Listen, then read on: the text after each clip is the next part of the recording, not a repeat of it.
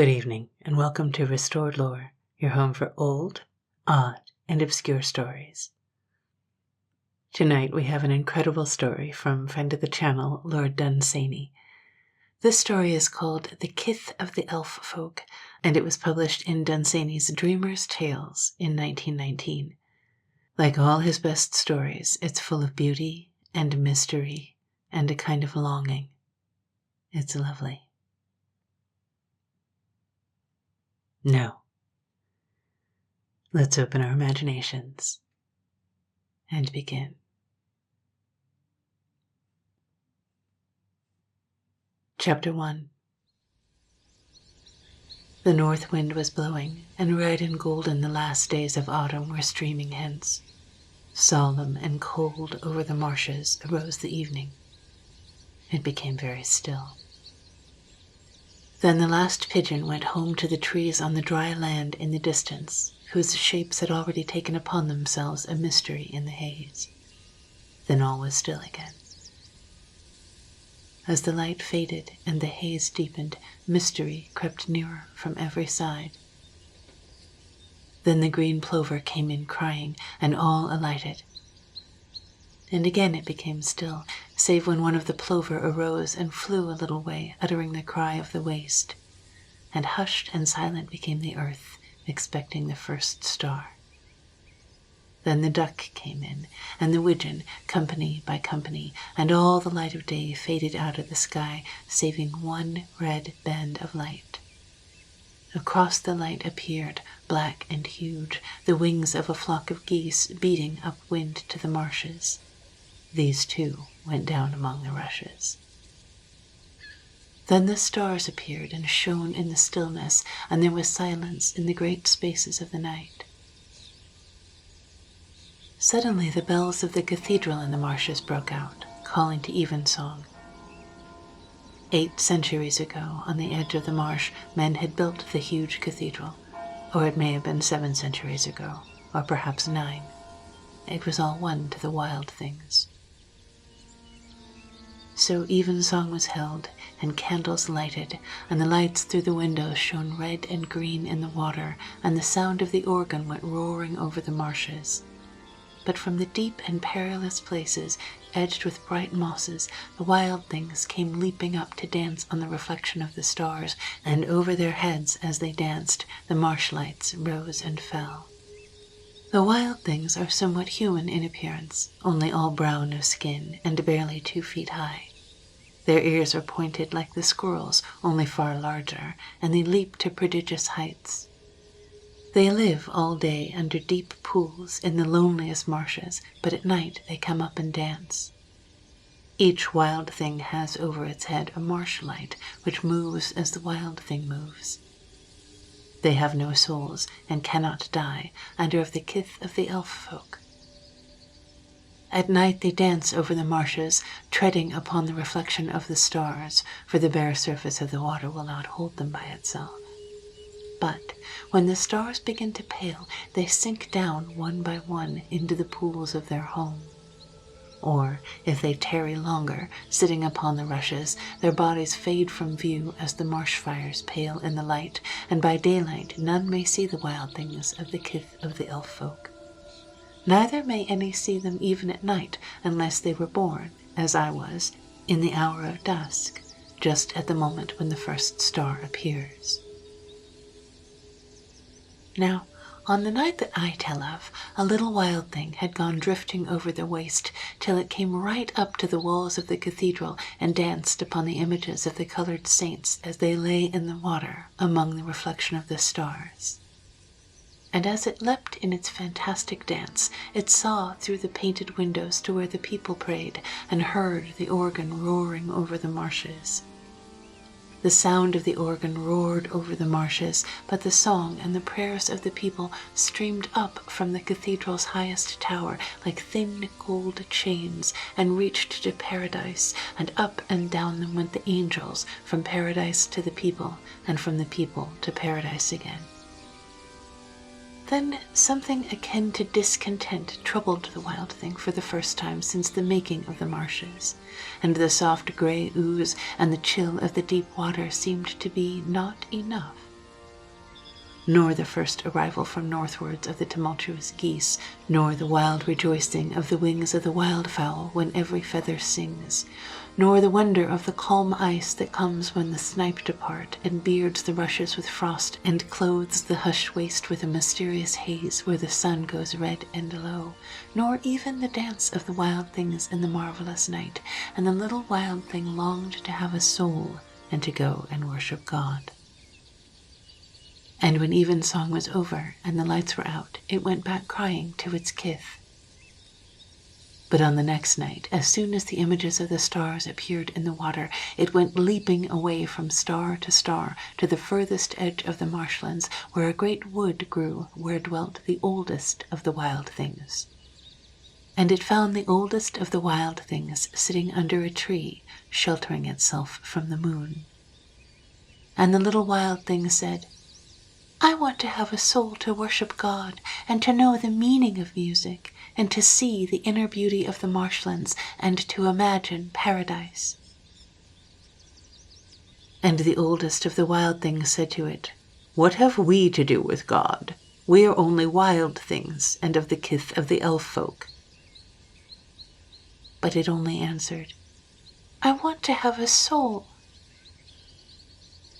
Then the oldest of the wild things said, "I have no soul to give you, but if you got a soul, one day you would have to die, and if you knew the meaning of music, you would learn the meaning of sorrow, and it is better to be a wild thing and not to die."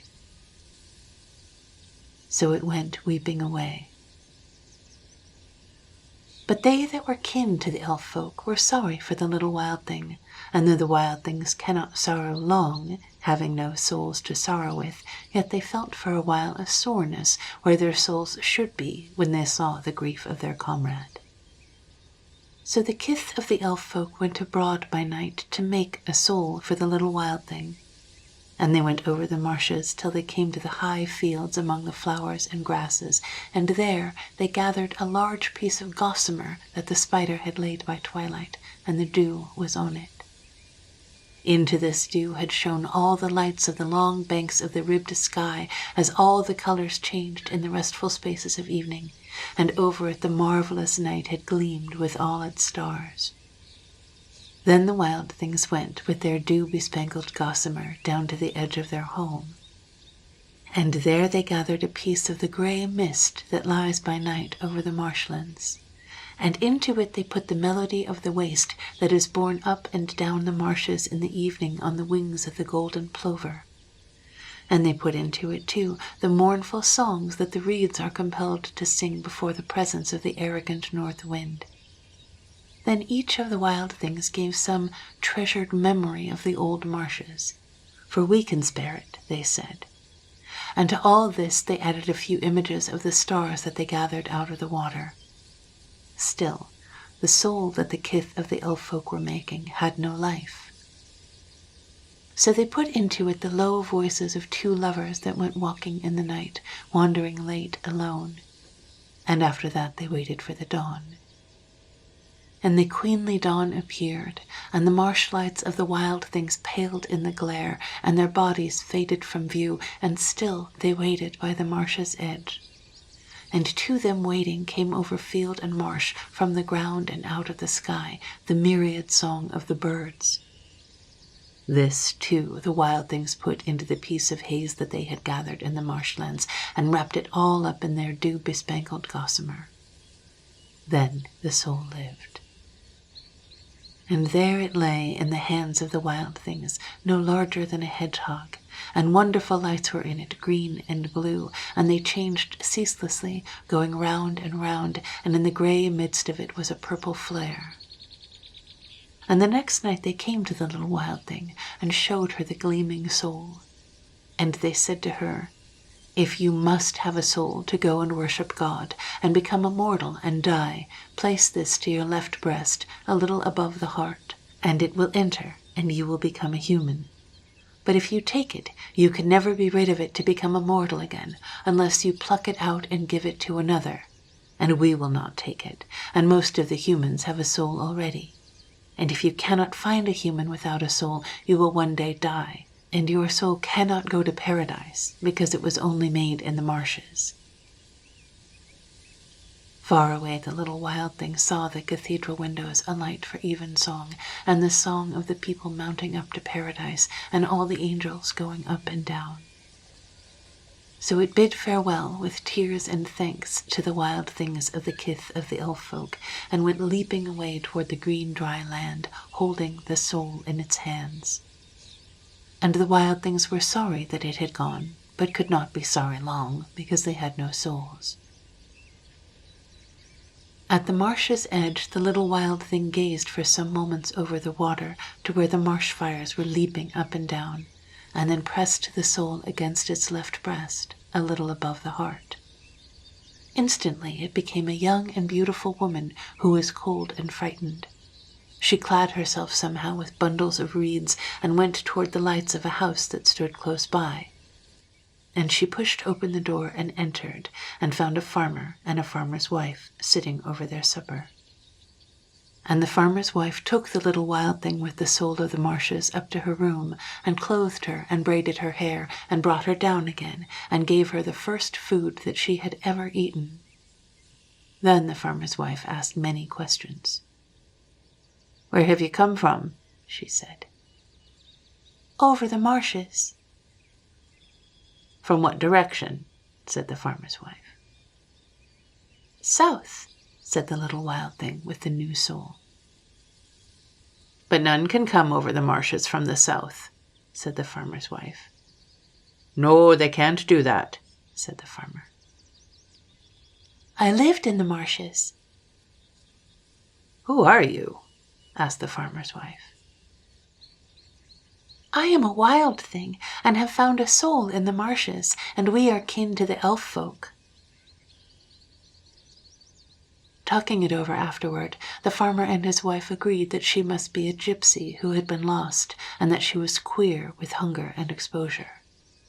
So that night the little wild thing slept in the farmer's house, but her new soul stayed awake the whole night long, dreaming of the beauty of the marshes. As soon as dawn came over the waste and shone on the farmer's house, she looked from the window toward the glittering waters and saw the inner beauty of the marsh. For the wild things only love the marsh and know its haunts, but now she perceived the mystery of its distances and the glamour of its perilous pools with their fair and deadly mosses, and felt the marvel of the north wind who comes dominant out of unknown icy lands, and the wonder of the ebb and flow of life when the wildfowl whirl in at evening to the marshlands and at dawn pass out to sea. And she knew that over her head above the farmer's house stretched wide paradise, where perhaps God was now imagining a sunrise while angels played low on lutes and the sun came rising up on the world below to gladden fields and marshes. And all that heaven thought, the marsh thought too, for the blue of the marsh was as the blue of heaven, and the great cloud shapes in heaven became the shapes in the marsh, and through each ran momentary rivers of purple, errant between banks of gold. And the stalwart army of reeds appeared out of the gloom, with all their pennons waving as far as the eye could see. And from another window she saw the vast cathedral gathering its ponderous strength together and lifting it up in towers out of the marshlands. She said, "I will never, never leave the marsh." An hour later she dressed with great difficulty and went down to eat the second meal of her life. The farmer and his wife were kindly folk and taught her how to eat. "I suppose the gypsies don't even have knives and forks," one said to the other afterward. After breakfast, the farmer went and saw the dean, who lived near his cathedral, and presently returned and brought back to the dean's house the little wild thing with the new soul. "This is the lady," said the farmer. "This is Dean Moomith." Then he went away. "Ah," said the dean, "I understand you were lost the other night in the marshes.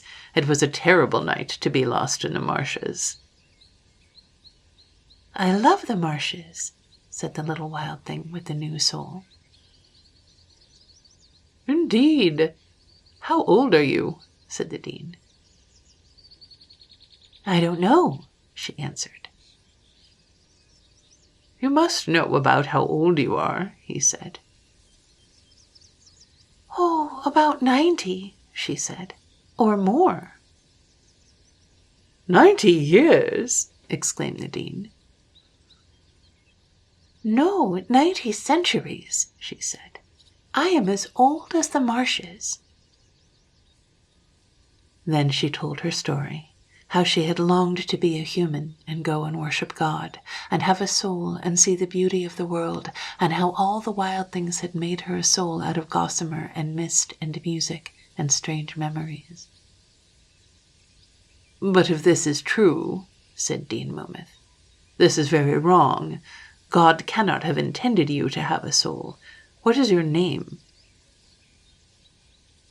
I have no name, she answered. We must find a Christian name and surname for you. What would you like to be called?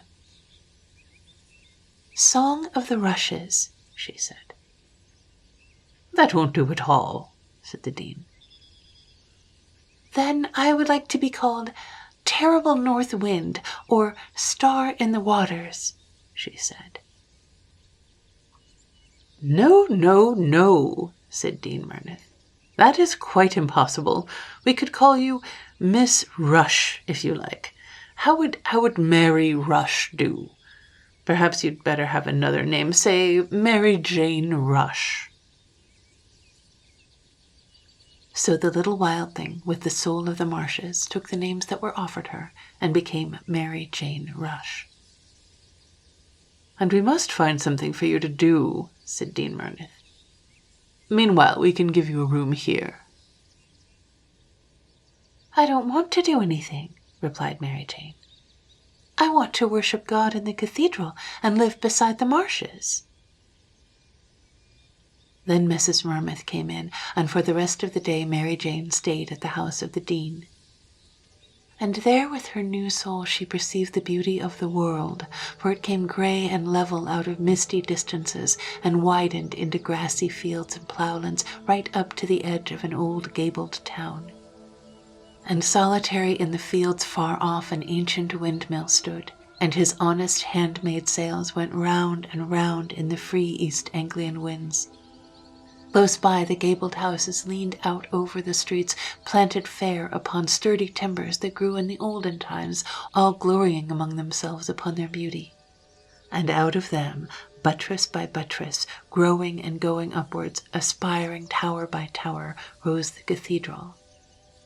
And she saw the people moving in the streets, all leisurely and slow, and unseen among them, whispering to each other, unheard by living men and concerned only with bygone things, drifted the ghosts of very long ago.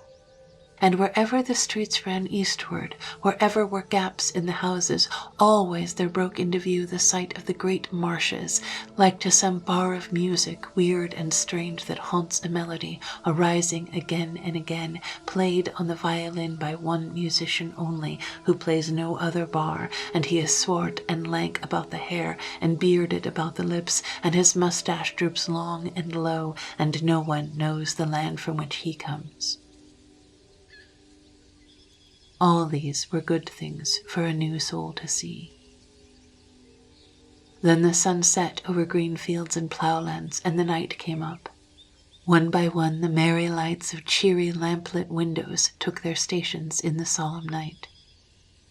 Then the bells rang far up in a cathedral tower, and their melody fell on the roofs of the old houses and poured over their eaves until the streets were full, and then flooded away over green fields and ploughlands till it came to the sturdy mill and brought the miller trudging to evensong, and far away eastwards and seawards the sound rang out over the remoter marshes. And it was all as yesterday to the old ghosts in the streets. Then the dean's wife took Mary Jane to evening service, and she saw 300 candles filling all the aisle with light. But sturdy pillars stood there in unlit vastnesses, great colonnades going away into the gloom, where evening and morning, year in and year out, they did their work in the dark, holding the cathedral roof aloft. and it was stiller than the marshes are still when the ice has come and the wind that brought it has fallen. Suddenly into this stillness rushed the sound of the organ roaring, and presently the people prayed and sang. No longer could Mary Jane see their prayers ascending like thin gold chains, for that was but an elfin fancy, but she imagined clear in her new soul the seraphs passing in the ways of paradise, and the angels changing guard to watch the world by night. When the dean had finished service, a young curate, Mr. Millings, went up into the pulpit. He spoke of Abana and Pharphar, rivers of Damascus, and Mary Jane was glad that there were rivers having such names, and heard with wonder of Nineveh, that great city, and many things strange and new. And the light of the candles shone on the curate's fair hair, and his voice went ringing down the aisle, and Mary Jane rejoiced that he was there. But when his voice stopped, she felt a sudden loneliness, such as she had not felt since the making of the marshes, for the wild things never are lonely and never unhappy, but dance all night on the reflection of the stars, and having no souls, desire nothing more. After the collection was made, before anyone moved to go, Mary Jane walked up the aisle to Mr. Millings. "I love you," she said.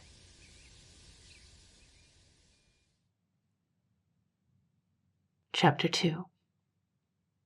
Nobody sympathized with Mary Jane. "So unfortunate for Mr. Millings," everyone said. "Such a promising young man." Mary Jane was sent away to a great manufacturing city of the Midlands, where work had been found for her in a cloth factory. And there was nothing in that town that was good for a soul to see. For it did not know that beauty was to be desired, so it made many things by machinery, and became hurried in all its ways, and boasted its superiority over the other cities, and became richer and richer, and there was none to pity it. In this city Mary Jane had had lodgings found for her near the factory. At 6 o'clock on those November mornings, about the time that, far away from the city, the wildfowl rose up out of the calm marshes and passed to the troubled spaces of the sea, at 6 o'clock the factory uttered a prolonged howl and gathered the workers together, and there they worked, saving 2 hours for food, the whole of the daylit hours and into the dark, till the bells tolled 6 again. There Mary Jane worked with other girls in a long, dreary room where giants sat pounding wool into a long, thread-like strip with iron, rasping hands. And all day long they roared as they sat at their soulless work. But the work of Mary Jane was not with these, only their roar was ever in her ears as their clattering iron limbs went to and fro. Her work was to tend a creature smaller, but infinitely more cunning. It took the strip of wool that the giants had threshed and whirled it round and round until it had twisted it into hard, thin thread. Then it would make a clutch with fingers of steel at the thread that it had gathered and waddle away about 5 yards and come back with more. It had mastered all the subtlety of skilled workers and had gradually displaced them. One thing only it could not do: it was unable to pick up the ends if a piece of the thread broke in order to tie them together again. For this, a human soul was required, and it was Mary Jane's business to pick up broken ends, and the moment she placed them together, the busy, soulless creature tied them for itself. All here was ugly. Even the green wool, as it whirled round and round, was neither the green of the grass, nor yet the green of the rushes, but a sorry, muddy green that befitted a sullen city under a murky sky. When she looked out over the roofs of the town, there too was ugliness, and well the houses knew it, for with hideous stucco they aped in grotesque mimicry the pillars and temples of old Greece, pretending to one another to be that which they were not. And emerging from these houses and going in, and seeing the pretense of paint and stucco year after year until it all peeled away, the souls of the poor owners of those houses sought to be other souls until they grew weary of it. At evening, Mary Jane went back to her lodgings. Only then, after the dark had fallen, could the soul of Mary Jane perceive any beauty in that city, when the lamps were lit and here and there a star shone through the smoke. Then she would have gone abroad and beheld the knight, but this the old woman to whom she was confided would not let her do. And the days multiplied themselves by 7 and became weeks, and the weeks passed by, and all days were the same.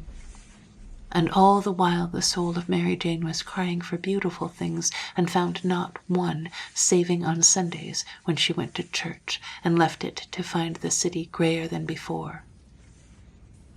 One day she decided that it was better to be a wild thing in the lonely marshes than to have a soul that cried for beautiful things and found not one. From that day she determined to be rid of her soul, so she told her story to one of the factory girls, and said to her, "The other girls are poorly clad, and they do soulless work.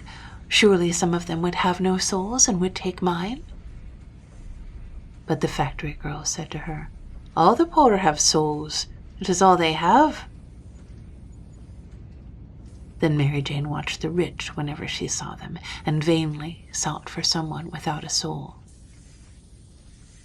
One day, at the hour when the machines rested and the human beings that tended them rested too, the wind being at that time from the directions of the marshlands, the soul of Mary Jane lamented bitterly.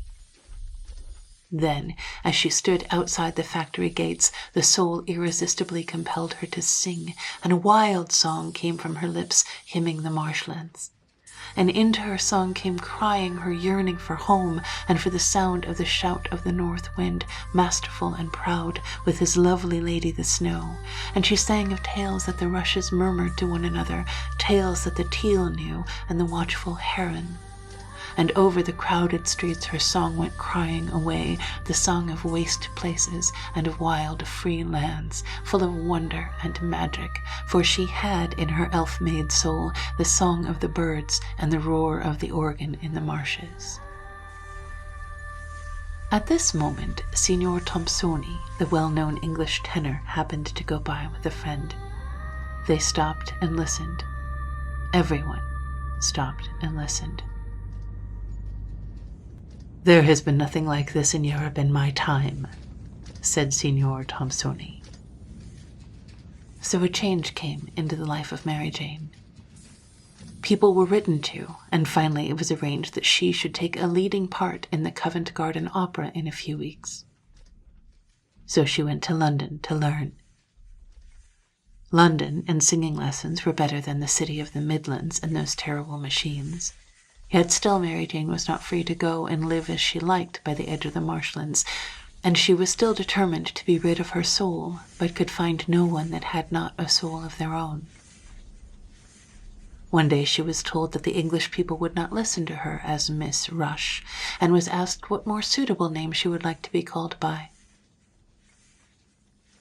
"I would like to be called Terrible North Wind," said Mary Jane, "or Song of the Rushes." When she was told that this was impossible, and Signorina Maria Rossiano was suggested, she acquiesced at once, as she had acquiesced when they took her away from her curate. She knew nothing of the ways of humans. At last the day of the opera came round, and it was a cold day of the winter, and Signorina Rossiano appeared on the stage before a crowded house, and Signorina Rossiano sang. And into the song went all the longing of her soul, the soul that could not go to paradise, but could only worship God and know the meaning of music. And the longing pervaded the Italian song as the infinite mystery of the hills is borne along the sound of distant sheep bells. Then in the souls that were in that crowded house arose little memories of a great while since that were quite dead, and lived a while again during that marvelous song. And a strange chill went into the blood of all that listened, as though they stood on the border of bleak marshes and the north wind blew. And some it moved to sorrow, and some to regret, and some to an unearthly joy. And then suddenly the song went wailing away like the winds of the winter from the marshlands when spring appears from the south. So it ended, and a great silence fell fog-like over all that house, breaking in upon the end of a chatty conversation that Celia, Countess of Birmingham, was enjoying with a friend. In the dead hush, Signorina Russiano rushed from the stage. She appeared again, running among the audience, and dashed up to Lady Birmingham. "Take my soul," she said. "It is a beautiful soul. It can worship God, and knows the meaning of music, and can imagine paradise. And if you go to the marshlands with it, you will see beautiful things. There is an old town there, built of lovely timbers, with ghosts in its streets." Lady Birmingham stared. Everyone was standing up. "See," said Signorina Russiano.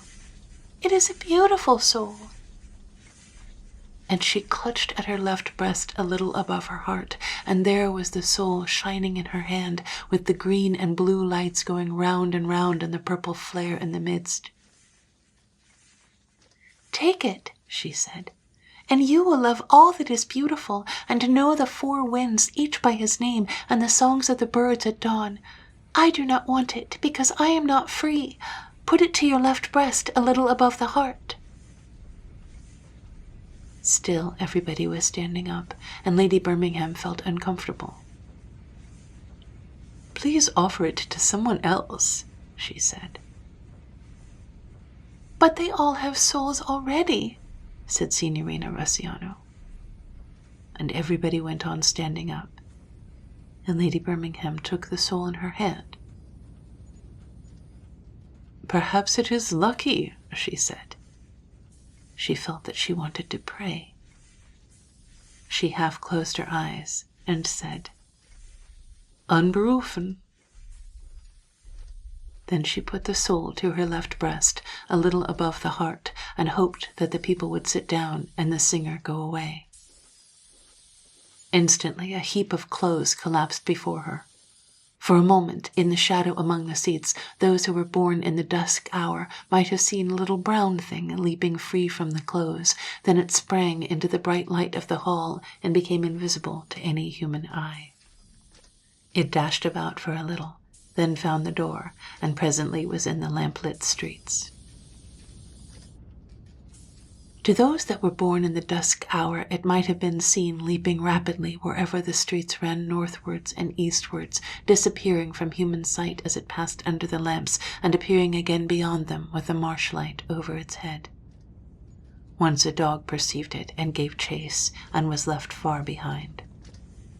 The cats of London, who were all born in the dusk hour, howled fearfully as it went by. Presently it came to the meaner streets where the houses are smaller. Then it went due northeastwards, leaping from roof to roof. And so in a few minutes it came to more open spaces, and then to the desolate lands where market gardens grow, which are neither town nor country. Till at last the good black trees came into view with their demoniac shapes in the night, and the grass was cold and wet, and the night mist floated over it. And a great white owl came by, going up and down in the dark. And at all these things the little wild thing rejoiced elvishly. And it left London far behind it, reddening the sky, and could distinguish no longer its unlovely roar, but heard again the noises of the night.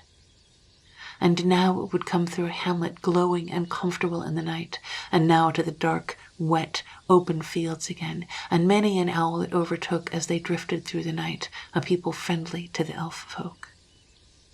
Sometimes it crossed wide rivers, leaping from star to star, and choosing its way as it went to avoid the hard, rough road, came before midnight to the East Anglian lands. And it heard there the shout of the north wind, who was dominant and angry as he drove southwards his adventurous geese, while the rushes bent before him, chanting plaintively and low, like enslaved rowers of some fabulous trireme, bending and swinging under blows of the lash, and singing all the while a doleful song. And it felt the good dank air that clothes by night the broad East Anglian lands, and came again to some old perilous pool where the soft green mosses grew, and there plunged downward and downward into the dear dark water till it felt the homely ooze once more coming up between its toes. Thence, out of the lovely chill that is in the heart of the ooze, it arose renewed and rejoicing to dance upon the image of the stars. I chanced that night to stand by the marsh's edge, forgetting in my mind the affairs of men, and I saw the marsh fires come leaping from all the perilous places. And they came up by flocks the whole night long, to the number of a great multitude, and danced away together over the marshes. And I believe that there was a great rejoicing all that night among the Kith of the elf folk.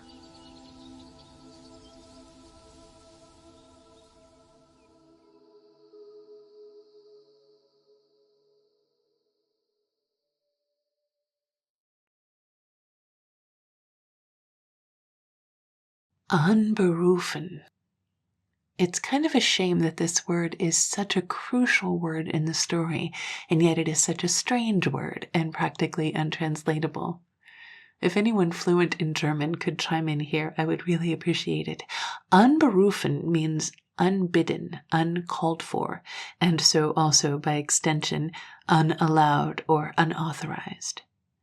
As an English loan word, it means the equivalent of touch wood or knock on wood, let nothing go wrong. And it was a very popular colloquialism in England in the late 19th, early 20th century.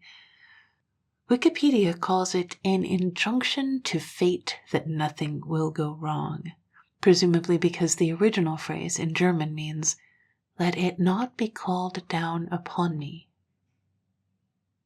I am so interested in why Dunsany chose that word for that moment and what it says about the personality of Lady Birmingham. Is she just, like, fingers crossed and taking on a new soul? And that attitude might make sense if she had no soul to begin with and she didn't know what she was getting into. I honestly can't tell if this word was intended casually, like a throwaway phrase, or perhaps more seriously, a kind of prayer or invocation for good fortune.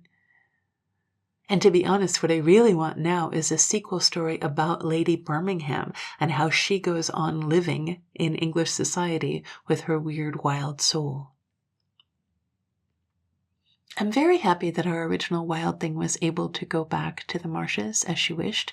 The story would have been so hopeless if she had been forever trapped in the human world. There's also an element of, like, Little Mermaid in this story, isn't there? But it's much darker because, of course, it acknowledges the realities of factories and poverty and how ordinary people have to live. And the Wild Thing's motivations are far more interesting than Ariel's. If you listen all the way to the end of the video, you get to hear me make a little confession. Tonight's confession is that I have finally got my guest room listed on Airbnb, and I have guests arriving for the night this week. I've stayed in many Airbnbs, but this is the first time I've ever hosted, and I'm a little nervous. Of course, I need a good review, and I'm also a little bit introverted, and I'm not used to sharing my space. To be totally honest, I suspect that I have gotten a little bit strange, and I just don't know it yet. So I'm trying to be especially clean and organized and anticipate anything that might come up or that they might need. What if they're really weird? What if they're super picky and meticulous? There's so many things that could go wrong. But maybe they'll be super cool and I'll make a new friend. That is also possible. The most likely outcome is that they will be fine and all will be well and they'll stay the night and they'll leave in the morning and that's it. And that's really ideal. And it's absolutely perfect that the most probable outcome is the one I'm looking for. I really just want a kind of straightforward way to make a little bit of extra money. And I have a guest room for the first time in my life.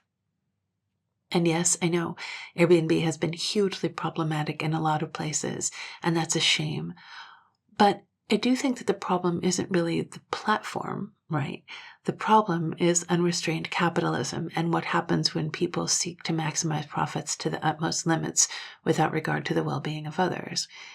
I don't want to rationalize my behavior, but I do think there's a huge difference between renting out a guest room as opposed to taking whole apartments and whole apartment buildings sometimes off the market exclusively for short-term stays. That's of course wrong and it shouldn't happen. But also, I'm not even sure if you could hold Airbnb, like as a concept, the original app as it was when it started, totally responsible for that. I don't know if anyone ever envisioned that outcome, although I suppose you could have foreseen it if you really, thought it through to the most extreme conclusions. Honestly, I've become very European in that regard. I feel like it's the government's job to hire all these smart people to sit around and envision various scenarios and then to make a plan or a policy or a provision for that scenario. So probably someone should have put some frameworks in place before ever approving the operation of peer-to-peer services like Airbnb and Uber and the rest of them. They are ripe for abuses and they ought to be much better regulated. Anyway, I didn't mean to get into all this. I need to go vacuum and dust.